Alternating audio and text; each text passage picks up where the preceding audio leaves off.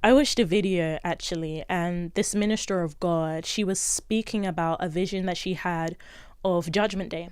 She was basically saying that the things that she thought God would judge, he wasn't judging. He was judging things like patience. Why weren't you patient? Why weren't you loving? Why weren't you kind? Why weren't you generous? Like things like that. And something she said that was so profound, which I'm paraphrasing because I can't remember the quote word for word, is that the thing that God is looking for, the thing the Father is looking for on that day of judgment, the thing that qualifies us is our faith, of course, in Jesus Christ. But the thing that the Lord is looking for is how much of Christ is formed in us. We read this scripture in Romans 13, verse 10 to 11, that Paul starts by saying, love does no wrong to a neighbor, therefore love is a fulfillment of the law. And he says, do this, knowing that this is a critical time.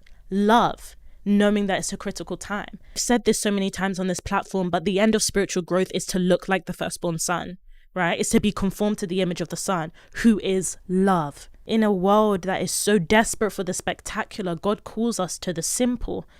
Love the Lord your God with all your heart, with all your mind, with all your soul, with all your strength, Luke says, and love your neighbor as yourself. And then Amplified adds, unselfishly seek the best or highest good for others. More than the things we do, he desires a people who look like him. The criteria for going up with God is not necessarily what you did for God, but how much you became like God.